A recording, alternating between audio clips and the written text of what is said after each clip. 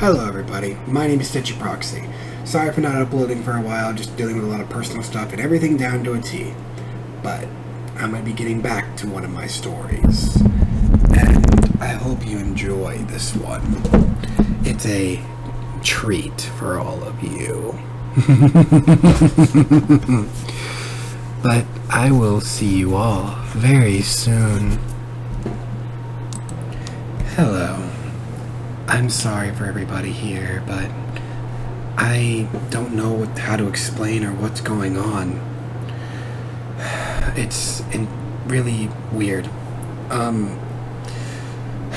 Me and my friends were going on a camping trip, and I remember saying to them that there were these rumors of people going missing about a year ago. But they couldn't find the bodies or anything. My friends telling me I'm superstitious, like, hey, it's just a joke. There's probably just stuff, probably bears got them or something. Me being the paranormal guy that I just don't trust stuff. But I trust my friends. They won't get me hurt, right? I was wrong. I should not have gone camping with them.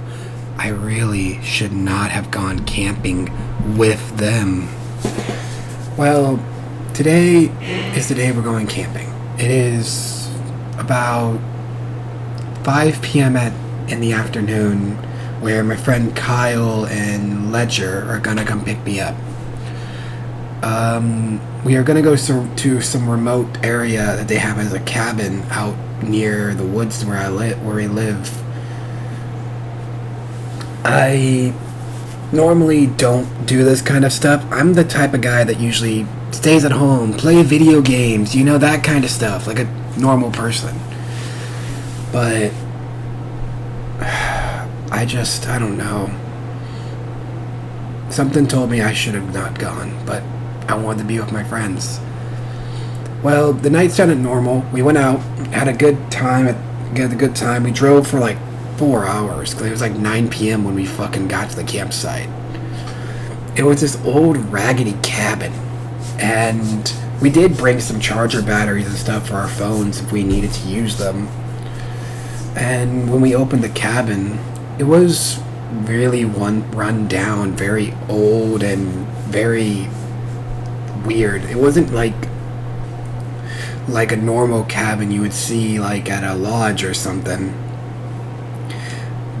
Like, you could tell if you stepped too hard, you might break one of the boards. And we decided for the first night just to relax, not do much anything crazy, get used to, because we were going to be staying out here for like a week or so. So nothing more than that happened. The first night was calming. I woke up like in the middle of the night, probably around 2 a.m. I was walking around using one of the lamps we brought to light the way of the cabin, because the cabin is very dark. Like, there's no natural lights. I heard something last night that kind of made me feel unsteady, that I swore when I put the lamp down at the kitchen area. I looked out to the window to just look at the scenery, and I swore I saw something. It looked like a very tall figure walking across the forest. It doesn't seem like it noticed me at all. But it was not a bear, it had a humanoid figure. And I saw it walk back it was like 40 yards back. 40 to maybe 35 at most, I believe. And I swore, I thought I saw it dragging something, like it just killed something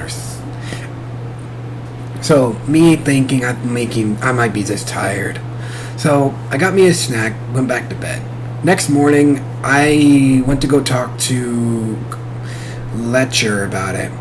Letcher being the more understanding about how I am about stuff. He would tell me, oh, it's probably nothing. It was probably you're tired and hearing something.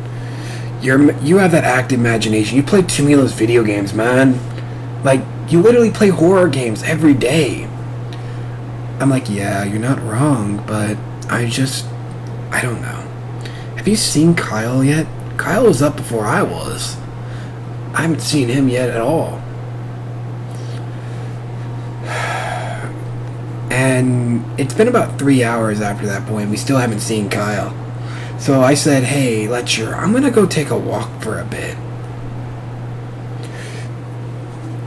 Kyle's probably getting some firewood for us. He's like, yeah, that's Kyle. Kyle's usually always doing the heavy lifting.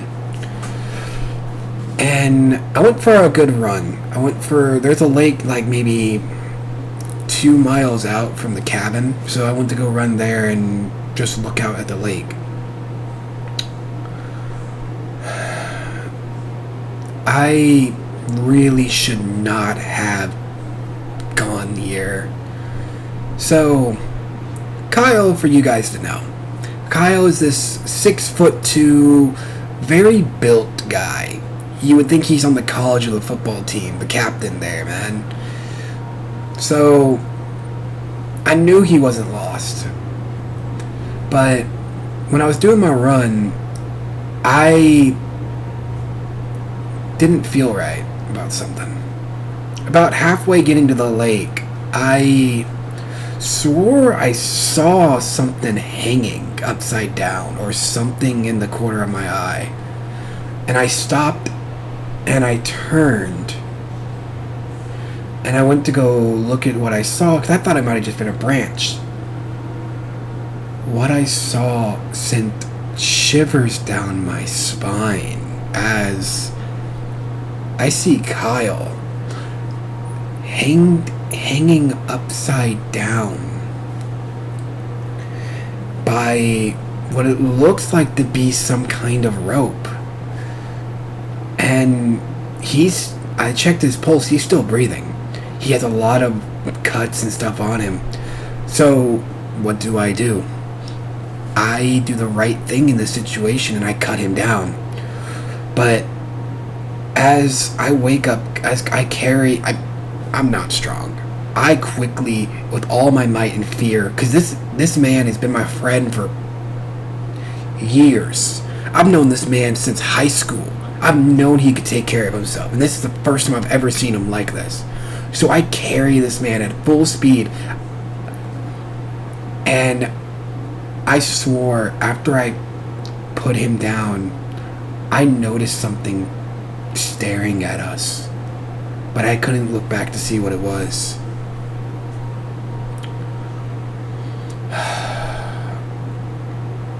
When I got back to the cabin, my heart was racing.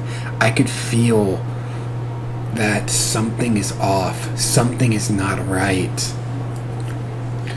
And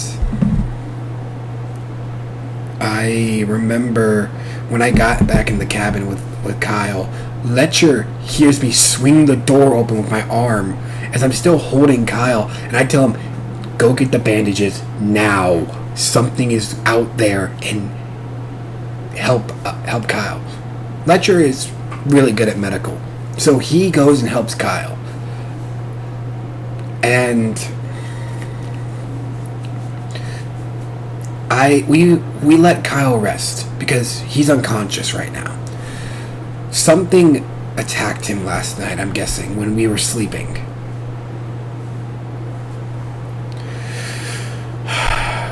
Kyle, as we were relaxing and everything, I told Letcher, I swore I saw something out there, man. You know me better than any person. I don't make this shit up, man. I swore I saw something watching us while we were as I was getting him down. Letcher looked at me and nodded, not saying a word, as I know Letcher. He's not someone to hesitate with what he thinks. He looked at Kyle and then looked at me. He said, we need to leave soon, but we need to wait for Kyle to get conscious, because you and I can't drive.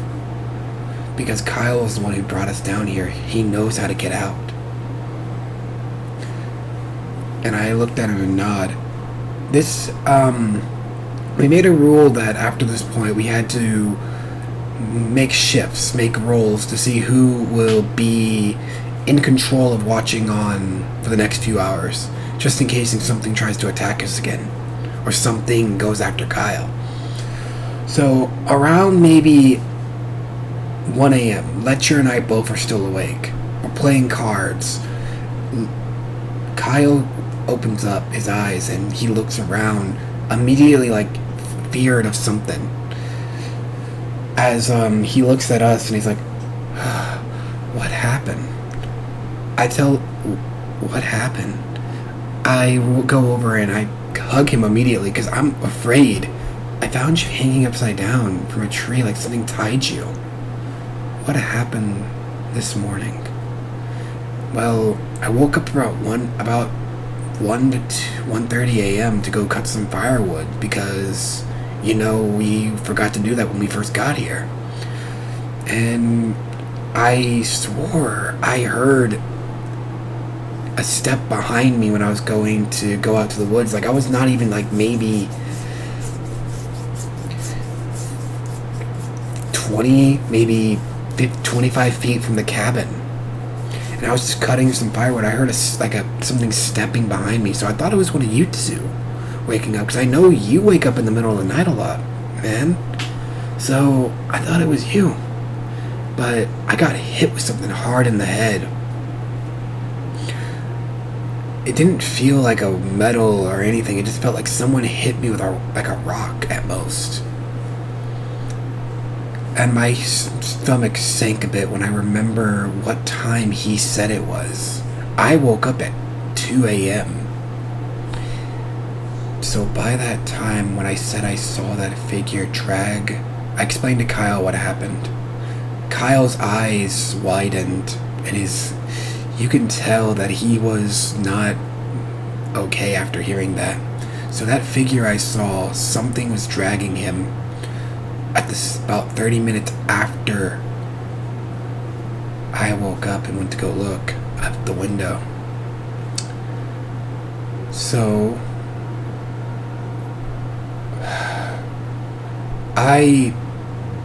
we did not sleep that night. None of us did. By the time it got to the point of being about 5 a.m., Kyle started packing up stuff. And Letcher was helping him. I was kind of awestruck about this. Like, I told him that we shouldn't have done this. I felt like this was not a right idea. But what made it worse was I remember something as well. This cabin has 2 entrances, right? One from the back and one from the front. The back entrance doesn't have a door. It sees clearly to the forest. So I kept an eye there for a while. I never thought my heart would race more. I checked my phone one more time before Kyle and Letcher said they were ready to go. I remember after they called my name, I looked away from my phone and looked outside one last time. I saw that thing again. But now I got a better look at it because it was right maybe 10 feet from the doorway. I didn't hear it. It is a tall man, about maybe 10. It looked like he was like more than 9 to 10 feet. Like, I can't describe how tall that man was. He wore this leather coat, like a trench coat, but he had this gray looking skin, and his soulless eyes staring at me. And I remember he did a gesture of the finger going back and forth like, and that made me have a sickening feeling something's not gonna be okay. As when I got up, and I went with Kyle and Letcher to the truck, he started the truck and we started to leave. When I say that Letcher and Kyle were dead silent that day, I was not surprised by it.